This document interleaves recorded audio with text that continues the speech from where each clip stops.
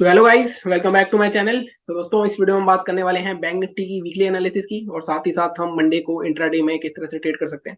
Nifty का video मैंने already कल डाल दिया था, तो वहां पे भी मैंने कुछ लेवल्स बताए हैं। फ्राइडे को भी हमारे सारे टारगेट्स आए थे, तो वो वीडियो भी जरूर देखना।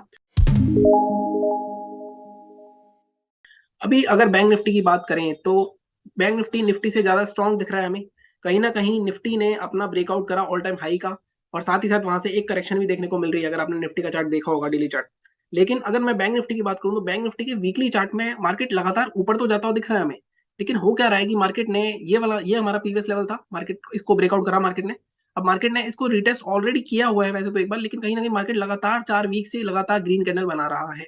तो कहीं ना कहीं वीकली चार्ट पे मुझे दिख रहा है कि मार्केट थोड़ा थकता हुआ सा दिख रहा है। आप इसको ऐसे भी समझ सकते हो कि अगर आप ध्यान से देखो, यहाँ पे मार्केट ऊपर तो जाता है, लेकिन ऑलमोस्ट 50% रिट्रेसमेंट हो रही है। तो कहीं ना कहीं मार्केट में यहाँ पे थोड़ी सी कंफ्यूजन है कि बायर्स और सेलर्स क्या करने वाले हैं, बायर जीतेंगे या सेलर जीतेंगे। अब ये कंफ्यूजन दूर कैसे होगी।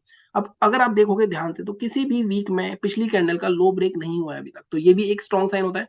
तो पहला जो सिग्नल मिलेगा हमें कि हाँ, यहाँ से थोड़े से सेलर्स हावी हो सकते हैं, और दोबारा से मार्केट हमारा रिटेस्ट करने के लिए इस लेवल पे आ सकता है, और फिर शायद इस तरह से मार्केट ऊपर जाएगा, या फिर मार्केट इसके नीचे अंदर आ सकता है। अगर अंदर आ गया मार्केट तो कहीं ना कहीं फिर से फेक ब्रेकआउट हो जाएगा और मार्केट फिर से नीचे आ सकता है। लेकिन अगर हमें पहला सिग्नल लेना है कि हाँ, मार्केट में हमें सेलिंग के लिए बैठना चाहिए, सेलिंग की पोजीशन बनानी चाहिए, तो उसके लिए सबसे पहले आपको इस कैंडल का लो मार्क कर लेना है, और ये लो है हमारा 42,740। ठीक है, तो मैं लो मार्क कर देता हूँ 740। तो इसके नीचे अगर मार्केट आता है, 30 मिनट की क्लोजिंग कोई मिलती है हमें इस तरह से, तो आई थिंक हमें एक ट्रेड मिल सकता है, और उसका टारगेट हमारा 1000 पॉइंट के आसपास का रह सकता है।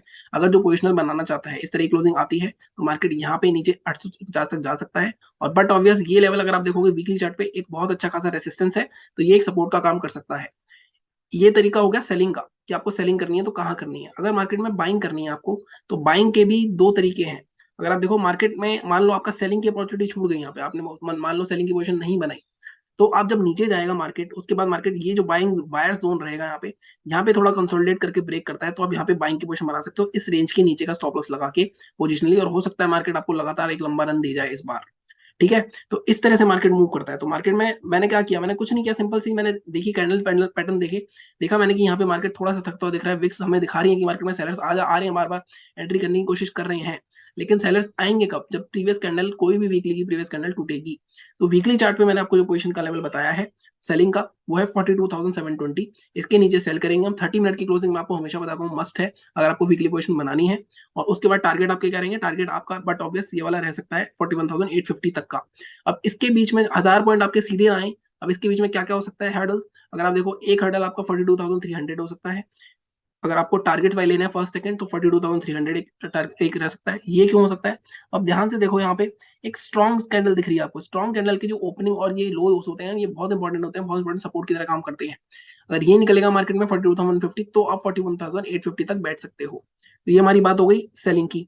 और बाइंग का मैंने बताया एक तरीका तो ये है कि मार्केट अगर नीचे आता है, आपसे छूट जाता है, तो आप 41,850 के आसपास बाइंग के लिए सोच सकते हो।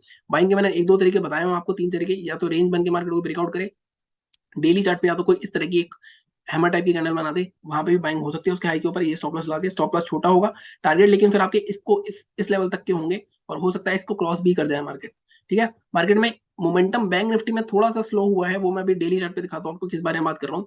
बैंक निफ्टी मार्केट अगर वीकली चार्ट पे आप देखो ऊपर जाता दिख रहा है हमें, लेकिन मार्केट जा नहीं पा रहा है ढंग से ऊपर। इसका मैं आपको एक बार डेली चार्ट पे दिखाई देता हूँ, ओवरव्यू दे देता हूँ कि मैं क्या कहने की कोशिश कर रहा हूँ।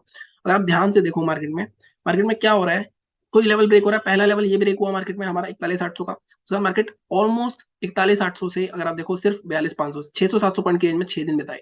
फिर मार्केट ने ये लेवल ब्रेक दिया, फिर मार्केट ने 500-600 रेंज की उसमें 6 दिन बिताए। तो कहीं ना कहीं मार्केट ऊपर जा रहा है, लेकिन पैसा नहीं कमा पा रहे हैं लोग, क्योंकि कंसोलिडेट इतना कर रहा है मार्केट कहीं ना कहीं। तो मार्केट जैसे क्लीन मूव होते हैं, क्लीन मूव क्या होते हैं, क्लीन मूव जैसे आपको दिख रहे हैं, ये क्लीन मूव्स नहीं मिल रहे हैं मार्केट मार्केट बार बार एक ब्रेकआउट देके कंसोलिडेट कर रहा है। तो कहीं ना कहीं पैसा कमाना ऑप्शन सेलर्स के लिए ज्यादा इजी हो रहा है, और ऑप्शन बायर्स के लिए थोड़ा मुश्किल हो रहा है। अब हम चलते हैं वीकली चार्ट पे दोबारा से। अगर हमें देखना है कि मार्केट में हमें और क्या करना है, अगर हमें बाइंग करनी है तो कैसे कर सकते हैं। अब बाइंग के लिए वीकली चार्ट पे जो हमें लेवल दिख रहा है, वो हमें साफ साफ दिख रहा है कि मार्केट या तो नीचे आना चाहिए, अगर ऊपर जाएगा मार्केट तो मार्केट फिर से इस हाई को ब्रेक करेगा, या इसका अगर आप जोन बना लो एक, तो अगर आप देखो यहाँ पे इस कैंडल का हाई हमारा देखो 42,000, यहाँ पे देख फोकस करो 43,340, और इसका हाई 43,551। लेकिन मैं एक मिडिल लेवल निकाल सकता हूँ इसका, इस केस में 42,358, 350 के ऊपर हम बाय कर सकते हैं।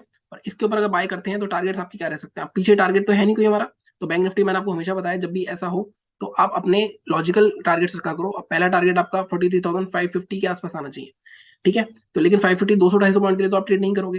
तो अगर पोजीशन बनानी है किसी को तो पहला टारगेट अपना रखेगा 43,800 के आसपास का, एटलीस्ट 500 पॉइंट हम रखेंगे अपने पोजिशनल में। और दूसरा टारगेट आप रखोगे अपना 44,000 के आसपास का। तो यहाँ तक के आपके टारगेट रह सकते हैं 44,000 तक के इस वीक के, अगर आप बैंक निफ्टी पोजीशन बनाना चाहते हो। लेकिन फिर मैं वही बोल रहा हूँ कि मार्केट में एनालिसिस करना इजी है लेकिन उसको एग्जीक्यूट करना मुश्किल है। अब लोग देखते रह जाते हैं और मार्केट में मूव निकल जाते हैं, ठीक है। कहीं ना कहीं मार्केट में एक मूव पेंडिंग है, लेकिन पहले वो आई थिंक बायर्स को निकालेगा, क्योंकि जिस तरह की हमें, अगर आप ध्यान से देखो, जिस तरह के हमें चार्ट के पैटर्न्स दिख रहे हैं, जिस तरह मार्केट यहाँ पे थकता हुआ दिख रहा है, तो लग रहा है कि एक बार मार्केट इस लेवल के आसपास रिटेस्ट करने आ सकता है 850 के आसपास। बाइंग की तरफ थोड़ा सा व्यू कम लग रहा है मेरा, ठीक है। तो कहीं ना कहीं मार्केट अगर नीचे आता है तो हम सेलिंग की पोजीशन बना लेंगे, ऊपर जाता है तो हम इसके ऊपर पोजीशन बना लेंगे। ग्लोबल मार्केट्स में भी ऐसा कुछ खास गैप अप गैप डाउन नहीं दिख रहा है हमें, क्योंकि वहां पे 1700-800 के आसपास है। निफ्टी की क्लोजिंग के सबसे 100-200 पॉइंट है, लेकिन आजकल वो कुछ उस तरह से रिएक्ट नहीं कर रहा। गैप अप होता है अगर मार्केट, फिर भी मान लो गैप अप कहाँ होता है, गैप अप अगर बड़ा गैप अप हो जाता है 44,000 के आसपास, तब आपको कुछ नहीं करना, पोजीशन आपकी निकल चुकी है। कंसोलिडेट होने देना उसको, जिस साइड भी ब्रेकआउट करे उस साइड पोजीशन बना सकते हो उसकी हायर रेंज की स्टॉप लॉस लगा के। ये बहुत ही सेफ मेथड होता है, बहुत छोटा स्टॉप लॉस होता है और ट्रेड चल जाता है आपका, तो काफी बड़े टारगेट्स आपको मिल सकते हैं, ठीक है। तो इस तरह से आपको एनालिसिस करनी होती है। ये बात हो गई हमारी वीकली चार्ट की। डेली चार्ट पे भी एक बार देख लेते हैं, कोई पैटर्न दिख रहा है हमें, कुछ सिंक हो रहा है या कुछ भी हो रहा है। एक बार डेली चार्ट पे चलते हैं। अगर हम डेली चार्ट पे भी देखेंगे तो मैंने क्या बताया आपको कि हम कहाँ सेल करेंगे। हमारा सेलिंग का लेवल बिल्कुल सही है, अगर आप देखो 42,721, यहाँ पे मार्केट लगातार रैली कर रहा है इस तरह से। एक एम पैटर्न अगर इसमें बनता है, थोड़ा सा ऊपर से आएगा एम पैटर्न, लेकिन अगर इसको निकलता है तो इस रेंज के नीचे आता है तो आपका सेलिंग पोजीशन बन सकती है। अगर बाइंग की बात करें तो बाइंग मैंने आपको 43,358 दी है, लेकिन डेली चार्ट में मैं देख रहा हूँ डेली चार्ट पे लेवल सिंक नहीं कर रहा है। अगर आप देखो, ये बहुत ही इंपॉर्टेंट जोन होता है कि ऊपर जब मार्केट गैप अप होता है और वहां से लगातार गिरता आता है, तो ये एक रेसिस्टेंस का काम है। तो इसको मैं थोड़ा सा ऊपर एडजस्ट करके, हमें पोजीशन का लेवल अपना वीकली चार्ट का आपको 43,550 के या 520 के ऊपर ही बाय करोगे। तो ये पहले वाला लेवल था, वो मैं उसको रिजेक्ट कर रहा हूँ, क्योंकि मैं हमेशा आपको यही दिखाता हूँ कि पहले मैं वीकली चार्ट पे एनालिसिस करता हूँ, फिर इसको डेली से सिंक करता हूँ। डेली पे अगर कोई इंपॉर्टेंट लेवल दिख रहा है हमें साफ साफ, क्योंकि दिख रहा है हमें 519 या 550, तो उसके ऊपर ही पोजीशन बनाएंगे हम 44,000 के लिए। मार्केट ने एक और साइन दे दिया कि मार्केट नीचे आ सकता है। ये जो गैप अप होके मारूबुजू टाइप की कैंडल बनती है, पूरी मारूबुजू तो नहीं है, इसने देखो यहाँ पे सपोर्ट लेने की कोशिश भी करी। अगर मैं आपको ध्यान से दिखाऊं, मार्केट यहाँ से गैप अप हुआ, इसने नीचे यहाँ पे सपोर्ट लेने की कोशिश करी, लेकिन अगले दिन मार्केट उसके भी नीचे गैप डाउन हो। तो कहीं ना कहीं सेलर्स यहाँ पे एंटर हो रहे हैं। तो कहीं ना कहीं मार्केट सेलिंग के लिए ज्यादा लग रहा है रेदर देन बाइंग। और सेलिंग के लिए कहाँ तक आ सकता है, मैंने आपको बताया 41,850 तक, जो वीकली चार्ट में हमारी पोजीशन बनेगी, ठीक है। ये बात हो गई हमारी वीकली की और डेली की। अब हम बात करते हैं कि इंट्राडे में हम किस तरह ट्रेड कर सकते हैं। तो सीधे सीधे 15 मिनट के चार्ट पे चलते हैं। अब अगर आप इंट्राडे देखोगे तो इंट्राडे में मैं हमेशा कहता हूँ कि आपको सिर्फ 100 से 200 पॉइंट चाहिए बैंक निफ्टी में, और ऑप्शन प्राइस में आपको 30 से 40 पॉइंट मिल जाएंगे, वो इनफ है। अब यहाँ पे हम ध्यान से देख रहे हैं कि एक जोन मेरे को दिख रहा है कि ये वाला जोन, अब ये जोन देखो, ये जोन बार बार मार्केट टेस्ट कर रहा है, ठीक है। अगर आप ध्यान से देखोगे यहाँ पे एक बार, दो बार, तीन बार, तो ये जोन अगर मार्केट दोबारा से टेस्ट करके ऊपर जा रहा है तो मार्केट ने यहाँ पे या तो यहीं से ऊपर निकल जाएगा मार्केट, लेकिन अगर मार्केट दोबारा यहाँ पे आता है, इसको ब्रेक करता है, तो आई थिंक काफी अच्छा खासा हमें फॉल देखने को मिल सकता है। जैसा मैंने बताया कि मार्केट में एटलीस्ट हमें पहला टारगेट ये 42,500 300 के आसपास का, और दूसरा 41,850 तक का, क्योंकि गैप भी पड़ा हुआ है अगर आप देखो 41,850 के आसपास, तो यहाँ तक आ सकता है। लेकिन ये लंबा टारगेट है। इंट्राडे के टारगेट हम अब निकाल लेते हैं। ये हमने एक ऑब्जर्वेशन ले ली कि हाँ, ये सपोर्ट, ये लेवल जो है बार बार टेस्ट हो चुका है। और अगर मैं ऊपर की बात करूं, अगर आप ध्यान से देखोगे तो एक रेंज मैंने आपको एक्सपायरी से पहले बना के दी थी, वो रेंज बहुत सिंपल सी थी। इसके ऊपर आई थिंक ये वाला लेवल था हमारा 42,350 के आसपास का। और एक्सपायरी पे हमने बात भी करी थी कि मार्केट ने टारगेट तो दिए, लेकिन टारगेट मार्केट गैप अप में ही निकल गया। ये आपका अपर लेवल था, ये आपका लोअर लेवल था। तो अभी भी अगर आपको बाइंग करनी है, जो तो हमारा पोजीशन का हो गया, अगर आपको इंट्राडे में बाइंग करनी है, अब यहाँ पे आप ध्यान से देखो, इंट्राडे में भी एक मार्केट ने रेंज बनाई है। एक बार थोड़ा सा कंफ्यूजिंग हो रहा है तो मैं थोड़े से इसको लेवल हटा देता हूँ। इंट्राडे में मार्केट ने अगर देखो 15 मिनट के चार्ट पे, तो एक रेंज बनाई हुई है और इसका रेंज का हाई है 43,150 के आसपास का। तो ये मार्क कर लेंगे 130 के आसपास का। और नीचे मार्केट ने क्या रेंज बनाई हुई है, इसको भी हटा देता हूँ, एक मिनट, पहले हटा ही देते हैं सब कुछ। अभी अगर हम बाइंग की बात करें, पहले मैं इसको, सबसे पहले मैं आज के इसके लो और हाई को मार्क करता हूँ। आपको मेरे एनालिसिस का तरीका पता ही है। ये देखो, ये हो गया हमारा एक जोन। अब इस जोन को पीछे जाके देखो, ये रेसिस्ट, ये सपोर्ट है, ये सपोर्ट है, तो स्ट्रॉन्ग सपोर्ट है। लेकिन मार्केट में आप इसके नीचे सेल कर सकते हो क्या इंट्राडे में, इसके नीचे नहीं कर सकते। अगर आप इसके नीचे करते हो तो आपका टारगेट क्या आएगा, 880, बहुत छोटा सा टारगेट है। मैं आपको लेवल दूंगा, वो दूंगा मैं आपको 880 का, कि हम 880 के नीचे करेंगे, क्योंकि इस केस में ये पीछे के कुछ रेसिस्टेंस भी क्रॉस हो जाएंगे, सपोर्ट भी क्रॉस हो जाएंगे, ठीक है। तो 42,880 के नीचे हम सेल करेंगे। टारगेट्स हमारे क्या रहेंगे, टारगेट्स हमारे इजीली 42,670 फर्स्ट रहेगा। ये 200 पॉइंट आपको इजीली मिल सकते हैं, क्योंकि यहाँ पे कोई भी हर्डल नहीं है बीच में। अगर आप ध्यान से देखो, यहाँ आपके क्या इसके बीच में कोई भी हर्डल नहीं दिख रहा आपको, यहाँ देखो सीधे यहाँ पे मार्केट आ सकता है। इसके बाद भी निकलता है मार्केट अगर इंट्राडे में, वैसे तो आपको लेवल्स के एनालिसिस बता रहा हूँ, लेकिन बता रहा हूँ 150 पॉइंट भी मिल जाते हैं आपको, तो आपको बुक कर लेना चाहिए प्रॉफिट और चिल करना चाहिए। इसके नीचे भी जाता है तो मार्केट एटलीस्ट 42,630 के आसपास तक का जा सकता है। बाइंग की बात करनी है अगर, अब देखो बाइंग के लिए इसके ऊपर बाय तो कर सकते हैं हम, लेकिन टारगेट आपके क्या रहेंगे?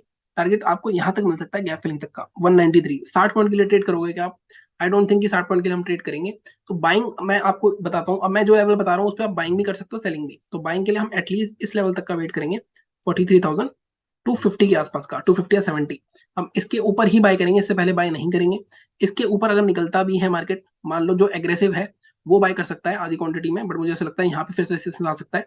लेकिन जो बाय करेगा यहाँ पे 41,000 इसके ऊपर, तो 43,270 के टारगेट रखेगा। जो सेफ है उस 270 जब ब्रेक करेगा तब ट्रेड ले, और टारगेट उसके क्या रहेंगे, उसके ट्रेड टारगेट आपके 357 पहला हो जाएगा। और अगर इसके ऊपर भी निकलता है तो दूसरा टारगेट हमारा 43,400 के आसपास, यहाँ से बड़ी सी सेलिंग आई है तो यहाँ पे रेजिस्टेंस ले सकता है, तो यहाँ तक के दूसरे टारगेट रह जाएंगे।